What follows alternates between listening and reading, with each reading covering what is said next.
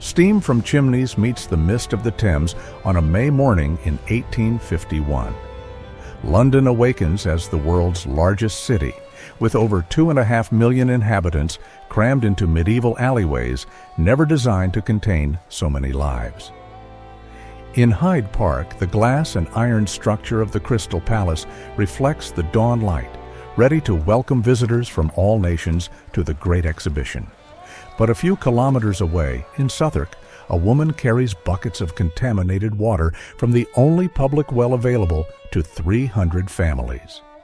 Her children sleep in a 3-square-meter room she shares with 2 other families. The smell is unbearable. She doesn't know it, but the water she just fetched carries microscopic particles of human feces that will kill half the residents of her alley before summer ends. Here, England celebrates its industrial supremacy. Steam engines, railways, power looms, iron ships. The empire where the sun never sets displays its technological might before the world. 6 million visitors will pass through the Crystal Palace in the coming months, marveling at Indian diamonds, Chinese silks, and the largest locomotive ever built. Queen Victoria walks through the glass halls, proud of what her kingdom has achieved. But something is profoundly wrong, something that not all industrial ingenuity can hide. But then, while the elites celebrate, the Thames is transformed. The river that once brought wealth and trade now carries 250 tons of human waste every day. 300,000 medieval septic tanks overflow directly into the streets or leak into underground aquifers. London's sewer system is not a system. It's a lack of a system. And this is killing thousands of people every year. This episode will show how London, at the height of its industrial glory, confronted a health crisis that threatened to collapse the social fabric of the entire metropolis. We will see how unprecedented population density combined with medieval infrastructure created living conditions that defied the limits of human survival. And we will discover how the response to this crisis not only saved millions of lives, but forever transformed how modern societies think about public health, the right to the city, and collective responsibility. London grew too fast. In just 50 years, the population more than doubled.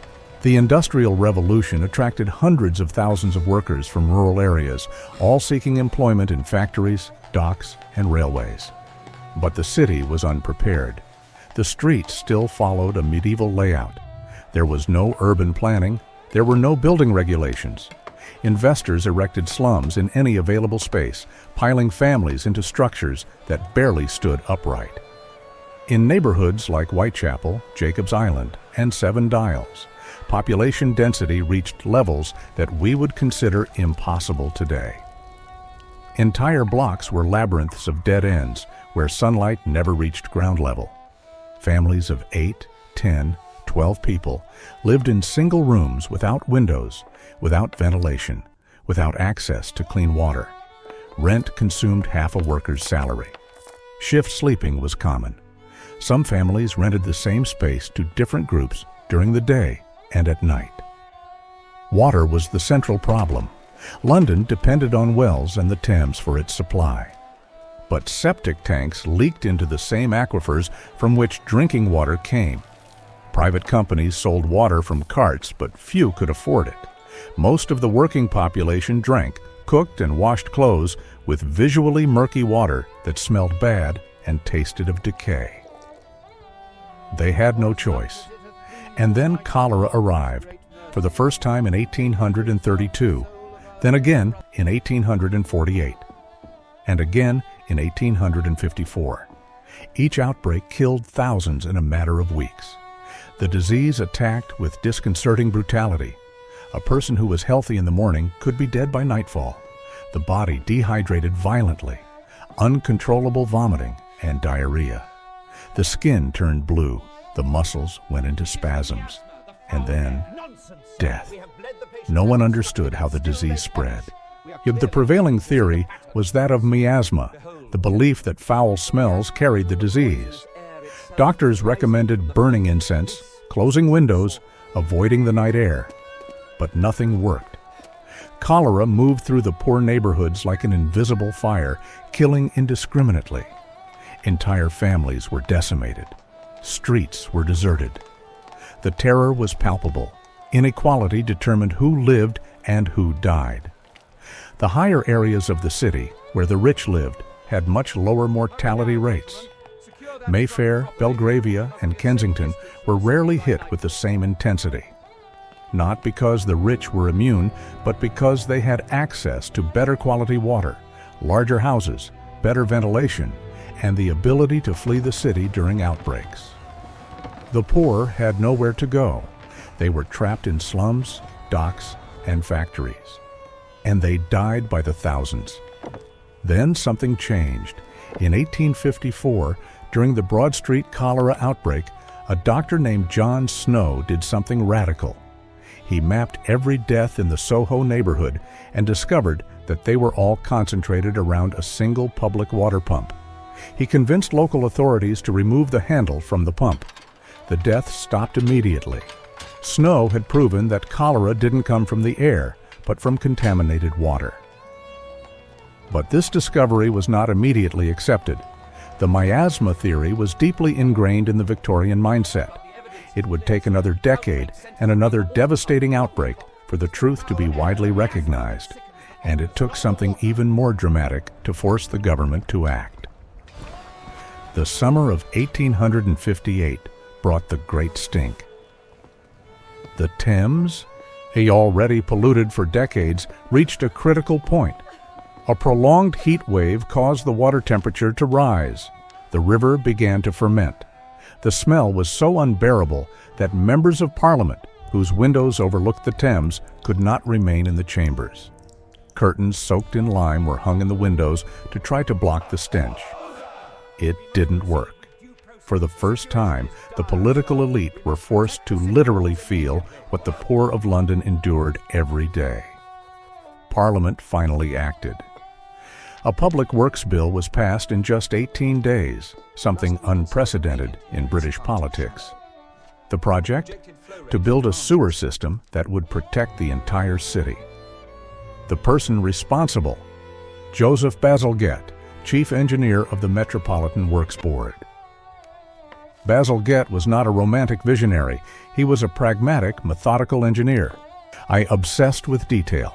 He inherited a city where each parish managed its own sewage system independently, creating a chaotic mosaic of incompatible pipes. His task was to unify all of this into a single integrated system, and he had to do it without paralyzing the city, which continued to grow. The plan was audacious. Bazalgette designed 132 kilometers of main interceptor tunnels running parallel to the Thames, intercepting smaller sewers before they discharged into the river. The tunnels would be built at different levels, using gravity to move the waste towards pumping stations on the outskirts of the city.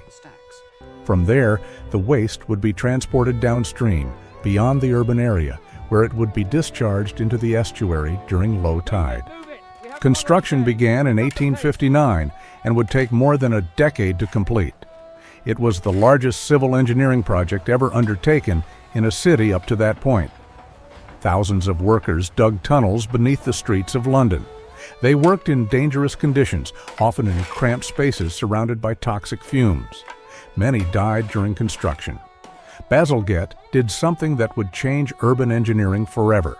He calculated the necessary capacity for the sewer system based on London's current population. But then, consciously, he doubled that capacity. He designed the system for a population of 4 million, even knowing that London had 2.5 million. His justification was simple. The city would continue to grow, and it would be impractical and expensive to redo everything in a few decades. This principle of oversizing would become standard in infrastructure projects around the world. But building the tunnels was only part of the challenge. Bazalgette also had to redesign the banks of the Thames. He created massive embankments that pushed the riverbanks inward, gaining land to build wide roads on the surface and underground tunnels beneath. These roads would become some of London's most important avenues: the Victoria Embankment, the Albert Embankment, the Chelsea Embankment. They not only concealed the sewer tunnels, but also transformed the city's urban landscape. If you know someone who studies urban history, civil engineering, or public health, share this video. We are rebuilding systems that change the world. At first glance, Bazalgette's project seems like a simple story of engineering's triumph over nature. And a brilliant man solves a technical problem and saves millions of lives. But the reality is more complex. The sewer system was not just a technical victory. It was a political negotiation. It was a redistribution of responsibilities. It was the recognition that public health could no longer be treated as an individual problem, but as a collective duty. Before Bazalgette, sanitation infrastructure was the responsibility of private owners. Each owner managed their own septic tank. Each parish took care of its streets. The central government did not get involved. This system worked when London was smaller, but with the explosive population growth, it collapsed. What Bazalgette represented was not just a technical solution, but a fundamental change in mentality. For the first time, the state assumed direct responsibility for the sanitation infrastructure of an entire metropolis. This didn't happen out of altruism. It happened because the elite realized they weren't immune. Cholera could kill the rich, too. The stench of the Thames reached Parliament. The disease didn't respect class boundaries when population density reached certain levels. Public health became a matter of national interest because the alternative was social collapse. But the system also had its costs. Construction destroyed entire neighborhoods. Thousands of families were displaced to make way for tunnels and landfills. Many never received adequate compensation. Sanitation progress was built on the displacement of the poorest. And the benefits were not distributed equally. Wealthy areas were connected to the new system first, while poor neighborhoods on the outskirts waited decades for access.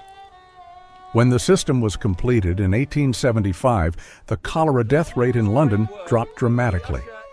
Other outbreaks occurred in Europe, but London was spared. Life expectancy increased. The city could finally grow without suffocating in its own waste.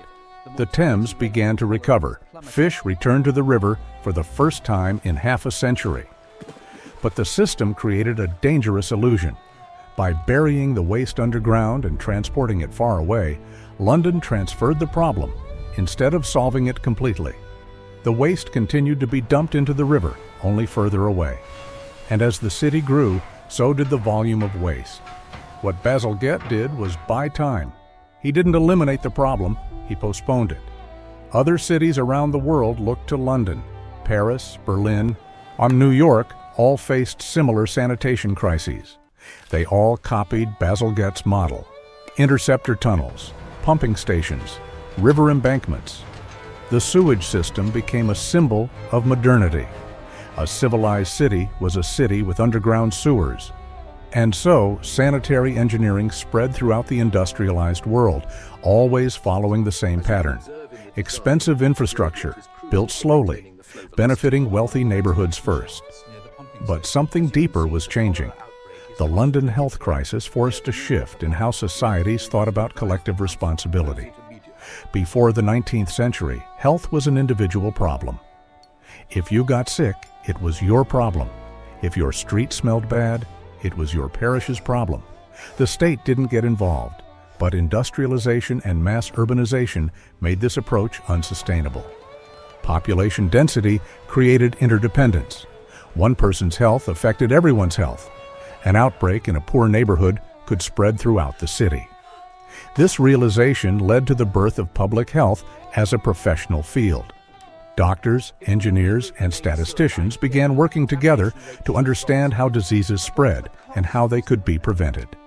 Epidemiological maps, sanitary inspections, housing regulations, compulsory vaccination. The state began to intervene in private life in ways that would have been unthinkable before, and this generated resistance. Many saw these measures as an invasion of individual liberty. Protests against mandatory vaccination were common. Homeowners resisted building regulations, but the crisis was too great to be ignored. And slowly, The idea that the government had a duty to protect the health of its citizens took hold, not out of charity, but out of necessity. A sick population cannot work. A sick city cannot grow. Public health became an economic issue before it became a humanitarian one. London in 1851 was a living contradiction. The most technologically advanced city in the world was also one of the deadliest. It dominated global trade, but couldn't provide clean water for its inhabitants. It built railroads that crossed continents, but couldn't build functional toilets. This paradox reveals something fundamental about industrialization. Technological progress does not guarantee social progress. The capacity to produce is not the same as the capacity to care. And societies can achieve extraordinary levels of sophistication in some areas while failing miserably in others. Bazalgette's sewer system still functions today. More than 150 years later, the Victorian tunnels still carry London's waste. They have been expanded, modernized, and supplemented, but the basic structure remains. This is a testament to the quality of Victorian engineering, but also to its lack of long-term vision. London today has almost 9 million inhabitants. The system is at the limit of its capacity. During heavy rains, the tunnels overflow and dump waste directly into the Thames, exactly the problem that Bazalgette tried to solve. The city is building a new tunnel, the Thames Tideway, which runs parallel to the Victorian tunnels and captures the overflows. It will cost billions. It will take decades to complete, and even then, it will only be a temporary solution because the fundamental logic hasn't changed. Urban societies continue to grow, continue to produce waste, and continue to seek ways to hide it instead of eliminating it. What Victorian London teaches us is not just about engineering or public health. It's about compromises. Every society faces the dilemma between growth and sustainability, between individual freedom and collective responsibility, between economic progress and social well-being. London chose to grow rapidly and deal with the consequences later. This brought wealth, power, and innovation. But it also brought death, disease, and inequality.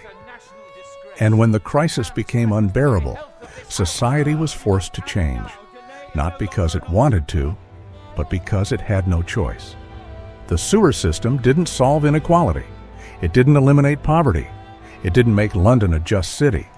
But it made it possible for it to continue existing.